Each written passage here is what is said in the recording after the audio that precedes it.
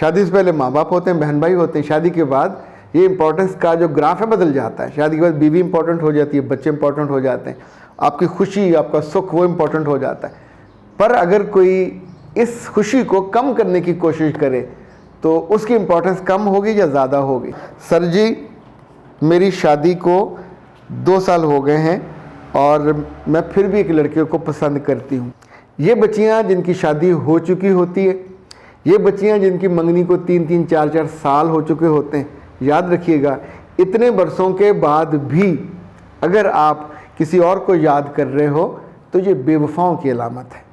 तो अगर 5-6 साल में कोई लड़का अपनी माँ को और बहनों को और भाई को, बाप को भी कायल नहीं करके आपके दरवाजे पे नहीं लाया और आपकी मंगनी हो गई और इतने साल गुजर गए और फिर भी आप अंदर से उससे जुड़े हुए हो, तो मेरे बच्चे आप वो बदयांती के मुर्तकब हो रहे हो कि जिसके आखिर में खाई है।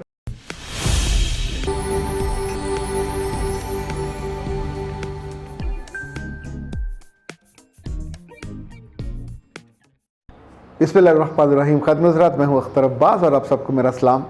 पहुँचे, ज़ोर से पहुँचे, मोहब्बत से पहुँचे, यहाँ से वहाँ तक पहुँचे। अच्छा, आप ये बताइए आपकी ज़िंदगी में आप कितने इंपॉर्टेंट हो और आपके बिल्कुल जो साथ इमीडिएट लोग हैं वो कितने इंपॉर्टेंट हैं। शादी से पहले माँ बाप होते हैं, बहन भाई होते हैं, शादी के बाद ये इंपॉर्टेंस का जो ग्राफ है बदल जाता है। शादी के बाद बीवी इंपॉर्टेंट हो जाती है, बच्चे इंपॉर्टेंट हो जाते हैं, आपकी खुशी, आपका सुख वो इंपॉर्टेंट हो जाता है। पर अगर कोई इस खुशी को कम करने की कोशिश करे तो उसकी इंपॉर्टेंस कम होगी या ज़्यादा होगी। आपकी अकल और दानिश क्या कहेगी कि आप आने वाले दिनों में अपनी खुशी को ज़्यादा करो या कम करो। आज हम इस पे बात करेंगे। बहुत से घरों में बीवियां इस बात पे लड़ती हैं या इसरार करती हैं या मशवरा देती हैं या फरमाइश करती हैं कि हमारी खुशी इकट्ठे रहने में कम हो रही है। रोज़ लड़ाई होती है, रोज़ फसाद होता है, रोज़ दिक्कत होती है, हम अलग ना हो जाए। और मर्द अगर समझदार हो तो और तरह सोचेगा, ना समझ हो तो और तरह सोचेगा। अगर दुनियादार हो और अकल की कमी हो तो कहेगा लोग क्या कहेंगे। आपके घर में सुकून कम हो जाए तो लोग पूरा करने नहीं आते। आपके घर में खुशी ज़्यादा हो जाए तो लोग उसको और बढ़ाने नहीं आते। आपकी ज़िंदगी के ख्वाबों को पूरा करने भी लोग नहीं आते। सो इस मौजू पे हम बात करेंगे कि क्या बेहतर तर्ज अमल हो सकता है। उससे पहले समरीन ने शुक्रिया अदा किया। उन्होंने कहा सर मेरी लाइफ लाइन का बहुत मसला था, आपने बहुत मेहरबानी की, इतनी सारी बातें लाइफ लाइन या स्माइल लाइन के बारे में बताई जो ये होती है कि गाइड किया।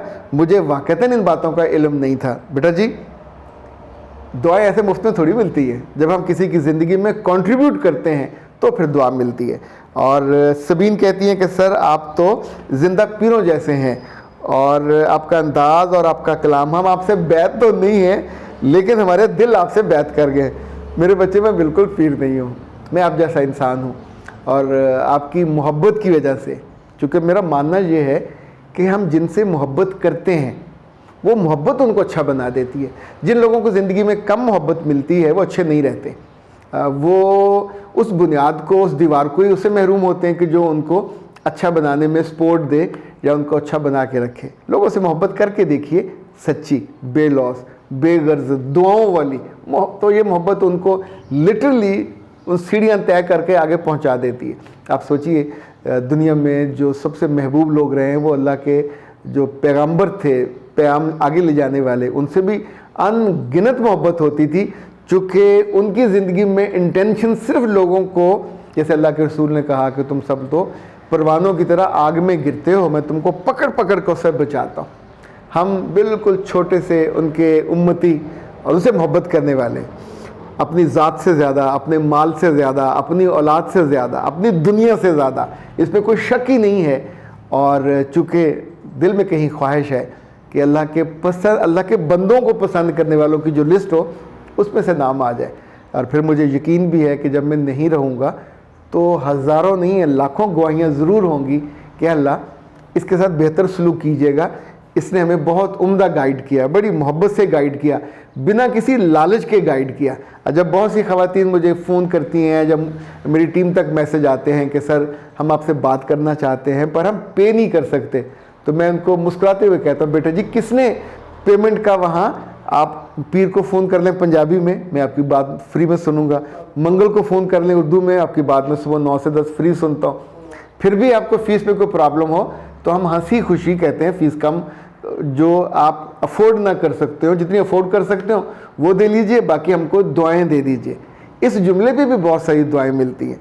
अगर आप इस चैनल पे नए हैं तो इसको सब्सक्राइब कर लीजिए और बेल आइकन को प्रेस कीजिए ताकि हमारी नई आने वाली तमाम वीडियोस की नोटिफिकेशन आपको मिलते रहें और आप हमसे कनेक्ट रहें। ओके जनाब।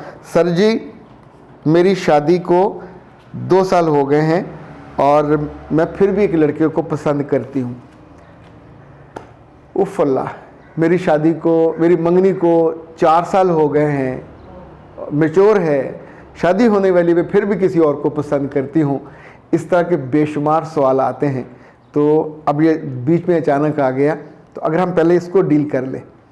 ये बच्चियाँ जिनकी शादी हो चुकी होती है, ये बच्चियाँ जिनकी मंगनी को 3-3, 4-4 साल हो चुके होते हैं, याद रखिएगा इतने बरसों के बाद भी अगर आप किसी और को याद कर रहे हो तो ये बेवफाओं की अलामत है। आप वफादार और ख़ूबसूरत लड़कियों के ग्रुप में से निकलकर बेवफाओं और बदसूरतों के ग्रुप में चले जाओगे और it's not a good choice. आप सोचिए, मंगनी से पहले इट वाज ओपन। वो लड़का अगर आपसे 4 साल 5 साल से मोहब्बत कर रहा था कॉलेज में, यूनिवर्सिटी में, तो झूठा है। अगर अपनी माँ को और बाप को, बहनों को मनवा के आपके घर नहीं पहुँचा। जो लड़की अजीज़ होती है उसका रिश्ता लेने के लिए तो माओं के पाँव और उनके जूते घिस जाते थे। हमें ये लड़की चाहिए, चाहे वो अपनी पसंद हो चाहे अपने बेटे की पसंद हो। तो अगर 5-6 साल में कोई लड़का अपनी माँ को और बहनों को और भाई को, बाप को भी कायल नहीं करके आपके दरवाजे पे नहीं लाया और आपकी मंगनी हो गई और इतने साल गुजर गए और फिर भी आप अंदर से उससे जुड़े हुए हो, तो मेरे बच्चे आप वो बदयांती के मुर्तकब हो रहे हो कि जिसके आखिर में खाई है, बेइज्जती की, रुसवाई की। आपके सर पे कोई बंदूक नहीं थी, कोई तलवार नहीं थी, कोई वो जो होता है तोप, वो भी नहीं थी। आपने अपनी मर्जी से कपड़े पहने, नहाए धोए, फेशियल कराया, मेकअप किया, फिर मंगनी की। 1 साल से चल रही है, 2 साल, 3 साल, 4 साल, अब से बातें भी करते हो, मोबाइल पे भी बातें करते हो, वीडियो पे भी बातें करते हो। तो आप जैसा फेस, चेहरा, आप एक 2 नंबर चेहरा बना के जियोगे कि जिसका रिश्ता माँ बाप ने और ख़ुद उसने दुनिया के सामने किसी और से किया। इंसानों में औरतों की इज़्ज़त और औरतों की वक़्त इसलिए ज़्यादा है कि ये वफ़ादार ज़्यादा होती हैं, ये मोहब्बती ज़्यादा होती हैं। जब ये कहती हैं कि हमारा बच्चा पैदा हो रहा है तो कोई इनसे पूछता नहीं है कि इसका नुत्फ़ा किसका है, क्योंकि सबको यकीन होता है कि ये नुत्फ़ा हलाल का है, जिसके साथ इसका निकाह हुआ उसका नुत्फ़ा है। पाकिस्तान में और दुनिया भर में जितनी माएँ हैं, करोड़ों माएँ, उन पे एतबार होता है उनकी वफ़ा पे। कभी कोई बेटे को देखा, कोई बेटी को देखा माँ से पूछते हुए कि मुझे तुम्हारे करैक्टर पे शक है और मैं किसका नुत्फ़ा हूँ, इसका या उसका। ये जो खुशी है, ये जो खूबसूरती है, ये जो ताकत है औरत की, मेरे बच्चे आप उस पूरी कैटेगरी से निकल रहे हो। गेम्स के असूल हैं, क्रिकेट में हो तो क्रिकेट खेलो, फुटबॉल में हो तो फुटबॉल खेलो, हॉकी में हो तो हॉकी खेलो, शादी में, रिश्ते में हो तो फिर वफा है। फिर ये नहीं होगा दुनिया में तवाइफ की इज़्ज़त क्यों नहीं है। तवाइफें आम औरतों से ज़्यादा खूबसूरत होती हैं क्योंकि वो कमिटेड नहीं होती, चूँकि जो आता जाएगा पैसे देता जाएगा, वो अपना जिस्म उसको पेश करती जाएगी, अपने लफ्ज़ उसको पेश करती जाएगी। उससे भी अगली कैटेगरी पे कुछ अपने आप को ज़रा कंपोज कर लेंगी तो रखेल बन जाएंगी। ये बाइज़्ज़त औरतें नहीं कहलाती। इनकी भी जब बेवफाई आम होती है या मालूम हो जाए तो जिसने उनको रखा होता है वो उनको गोली मारता है, जान उनकी ले लेता है। ये जितनी मर्जी खूबसूरत हो, जितनी मर्जी मशहूर और मारूफ हो, या फिर उनके चेहरे पे तेज़ाब डलता है। हम उसको जस्टिफाई नहीं कर रहे, पर ये बताने की कोशिश कर रहे हैं कि आप ज़िंदगी के वफ़ादार लोगों के कैटेगरी में हो तो फिर वहाँ रहो। शादी की अगर किसी महबूब से बहुत ही जल्दी है, काली है और पागल हुए हैं तो शादी आपने नहीं करनी। उस पागल को आपके घर आना चाहिए, बार बार आना चाहिए। इवन आपकी मंगनी हो गई है, आपका दिल वहाँ अटका हुआ, तो आप धोखेबाज हो। इसलिए कि अल्लाह के रसूल का तो हुक्म है किसी के रिश्ते पे रिश्ता मत भेजो। शादी होने की तैयारी हो, मंगनी को लंबा अरसा गुजर गया हो, तोहफे आपने लिए हों 4 साल, तोहफे दिए हों, दिल आपने वहाँ रखा हुआ हो, ये कैसी बेवफाई है, बदतरीन है।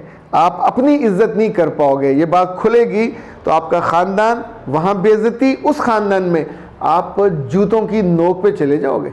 कभी मत कीजिए।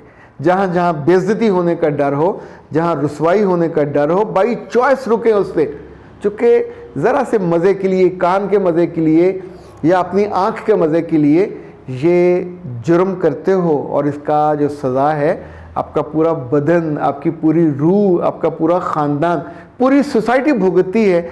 इसलिए कि सोसाइटी में जब बेवफा ज़्यादा हो जाए, सोसाइटी में जब वफा को निभाने वालियाँ कम हो जाए, तो वो बचती नहीं है। बचती तब है जब वफ़ादार और मोहब्बत की कदर करने वाली और रिश्तों को निभाने वाली ज़्यादा होती हैं, चाहे उन्हें पसंद ना भी हो।